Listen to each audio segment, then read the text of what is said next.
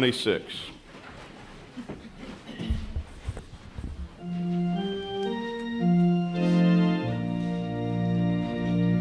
Oh, beautiful for spacious skies, for amber waves of grain, for purple mountains, majesties of all the fruited plain.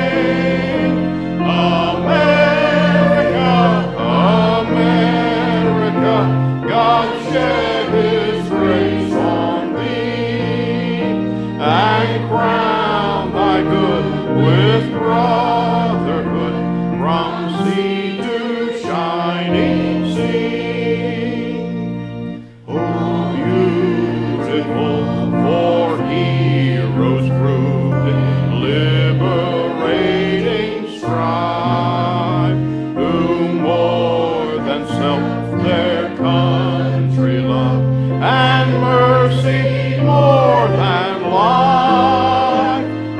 America, America, may God thy gold refine, till all success be nobleness, and every gain divine. Oh, beautiful for patriot dreams that sees beyond the years, thine alabaster cities gleam, undimmed by human tears. America, America, and in thine every flaw, confirm thy soul is self-control and liberty in law. Thank you. Be seated. As we remember that we are the land of the free because of the brave, we give thanks to all of our veterans and the part you played in this joyous land that we celebrate. Now, have you ever been late to a party? Don't you hate that? I mean, there's still food, but you miss everybody jumping out from behind the person and going, surprise! And the person at the party's sort of going, oh, yeah. You just don't want to be late for the party. You know, Jesus loved parties. Jesus really loved parties. He liked dinners. He liked banquets.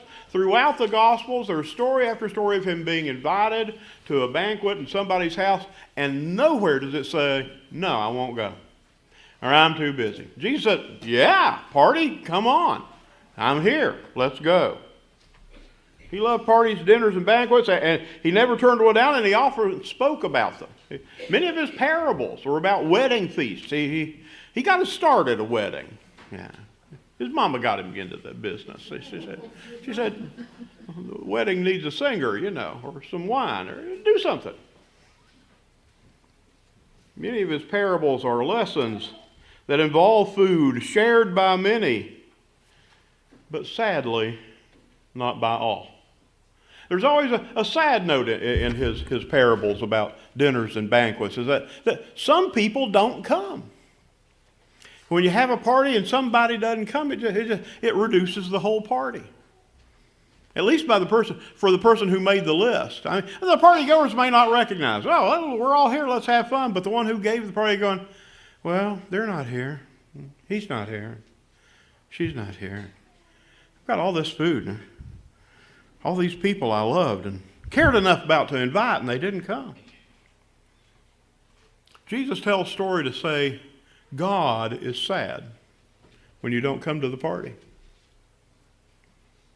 Now, I've read through some of the parables. A parable is a teaching story, and the best way to understand the concept of a parable is a story about one thing that's really about another thing. But most parables are just about one thing. And when I started reading into commentaries by various lofty theological individuals, man, they make their parables about everything. All kinds of things. They layer on layer upon layer. I think Jesus really often told a parable to make one simple point. For instance, there's a famous parable of the wedding that's about to happen, and the 10 virgins, bridesmaids, are ready on call to come when they hear the announcement's going to be, oh, the groom's coming tonight, get your lamps ready. And all these 10 virgins, they go out into the city square with their lamps lit. They're ready to welcome the wedding party, and then he's a little delayed. Probably had to come through Nashville. It always takes longer than you think. When he finally gets there, he says, all right, let's go into the party. And just then, their lamps are beginning to flicker. And some of them have a little extra oil, and they put in their lamps, and they go into the other and say, oh, we don't have any extra oil. Share your oil with us. And, oh, we only got enough oil for our lamps. Why didn't you bring oil for your lamps? And, well, let's go buy some. And they go buy some, and while they're going to buy oil, they miss the party. And Jesus says, they come back later, and they knock on the door. We've got our oil now. And the door's already shut up.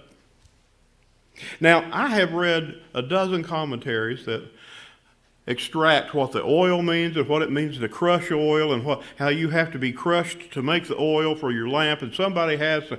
And what I really think Jesus had is one simple point in mind. Don't miss the party. Be ready. Be ready to party. When the party comes to town, be ready to party. Don't have to go do something else first.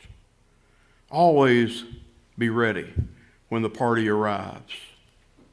I said, oh, well, but those virgins were shut out. They didn't get to go to the party. Well, we create a kind of an angry God when we say that he shuts the door against them and he won't let them back in. In the first century Middle East, at night you shut the doors because there were thieves and robbers and all sorts of wild animals outside, and you didn't want to get out because it was dark outside. There were no street lights. And if you didn't have your oil lamp, it was dark out there.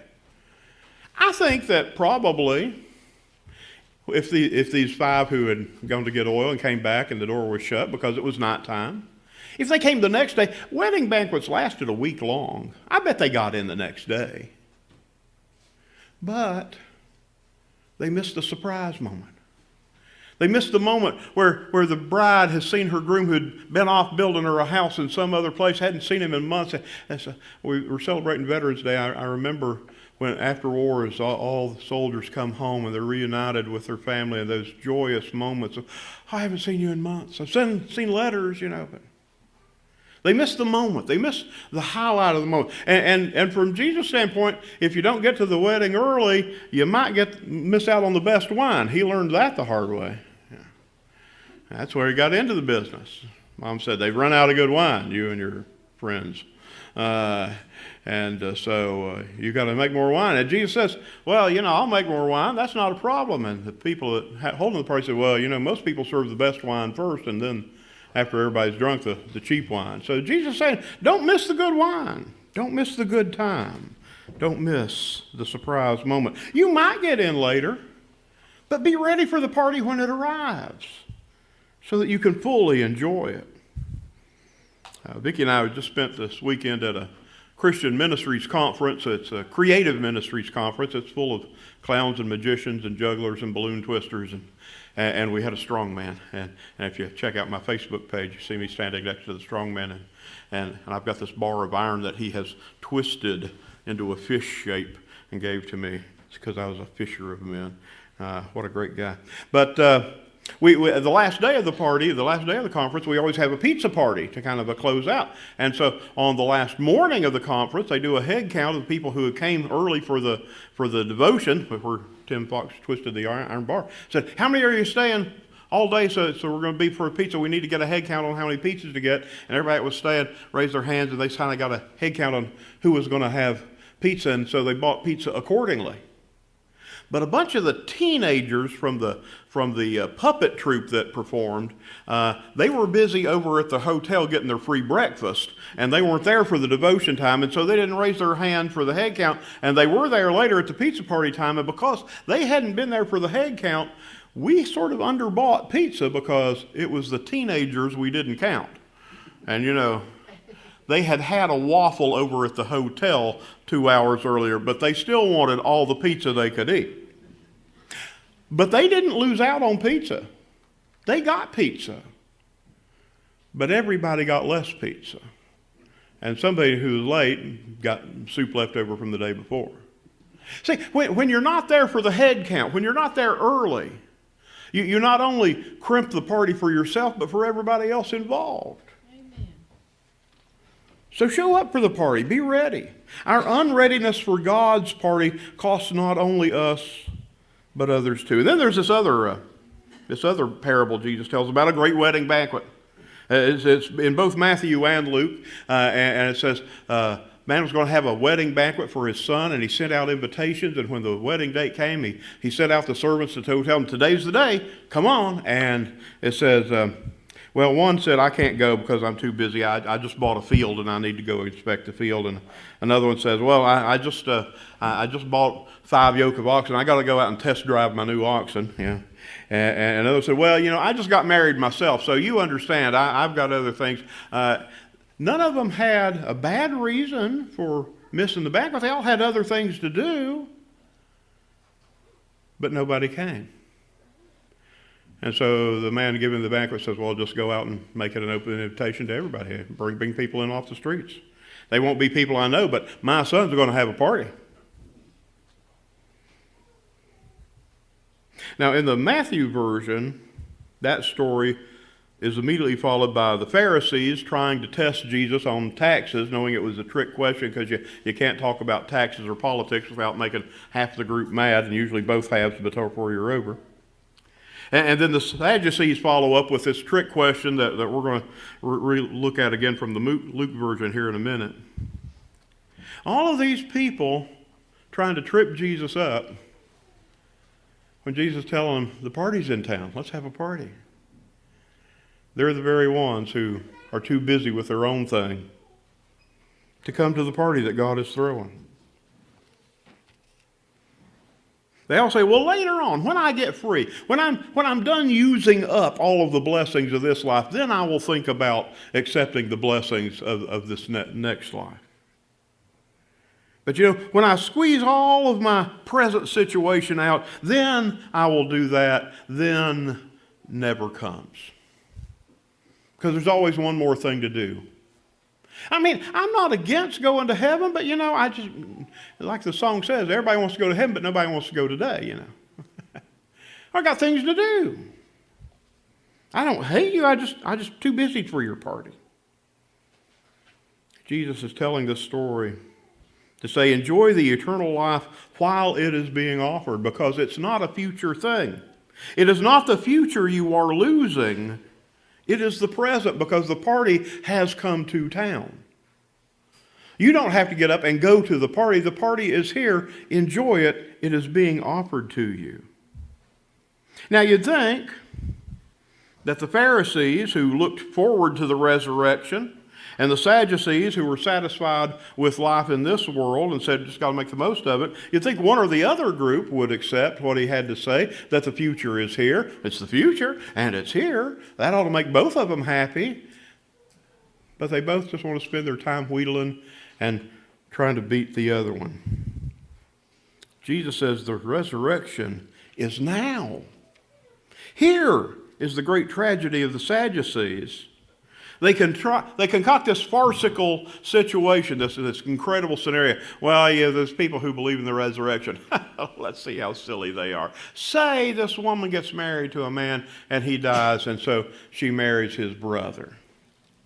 I mean, that was the thing you did. But if you died childless, your brother had to marry your wife so that he could sire children for you, so that your name would be carried down. And what if the second husband, he also dies without giving her a child? So then the third brother and the fourth brother and the seventh brother, they all marry her, and they didn't get the memo, don't eat the mushrooms. And they all die, and then she dies too. So, okay, so in this resurrection idea, whose wife is she going to be? And they start laughing up their sleeves. Well, we got him on that one. Look at those Pharisees over there. They're wiggling too. They believe in the resurrection. We got him now. And Jesus, with infinite patience, says, You guys just don't understand, do you? Most of the Sadducees were the priestly class. He says, you guys just really don't get it, do you? It says, the new life is not like the old life. The kingdom life is not like the worldly life. The future is not what you think it is. And then he says, but that there is a resurrection, Moses told you. You have it right there in your Torah, in your books of the law, which the temple is full of.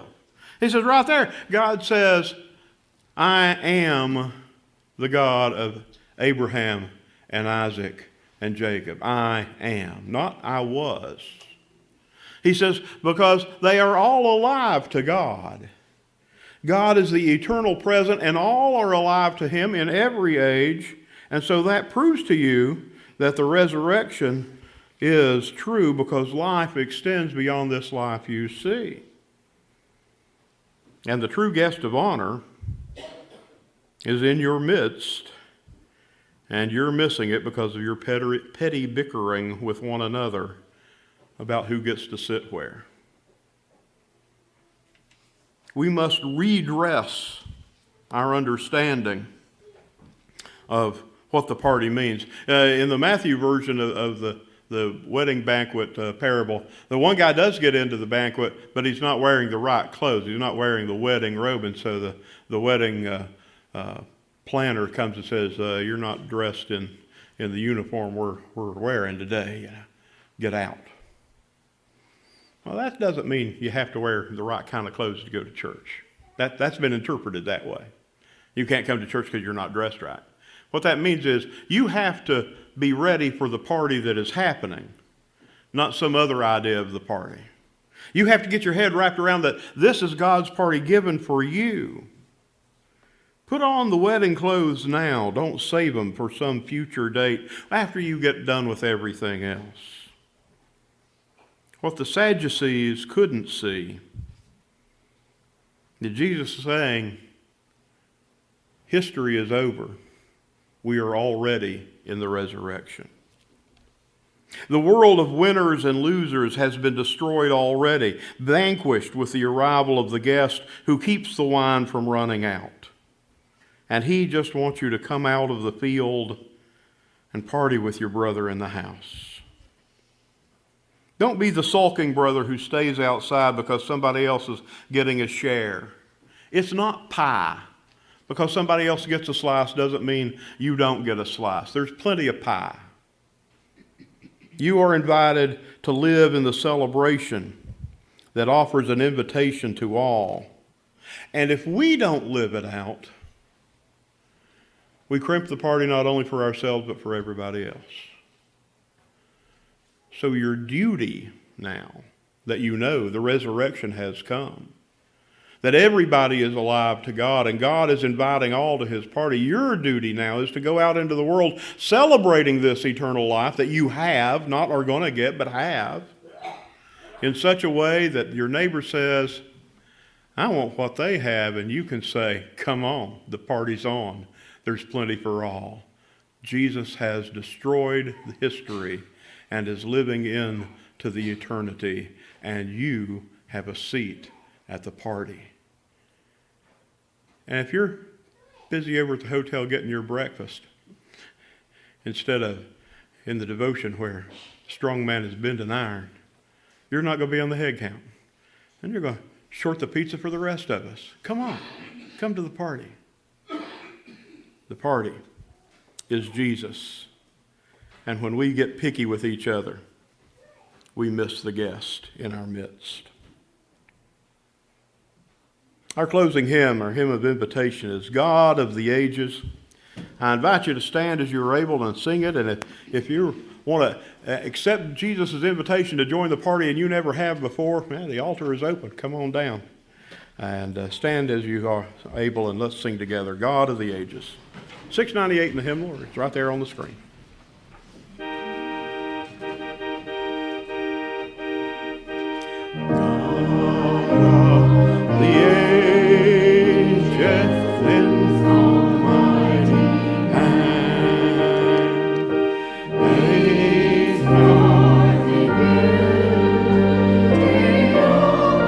Sorry.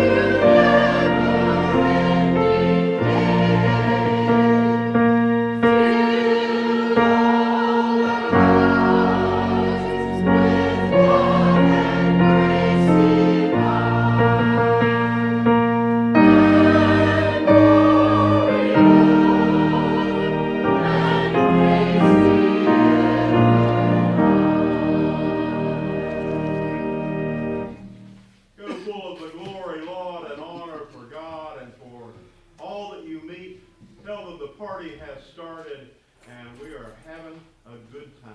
Go in peace. Amen. Go, John.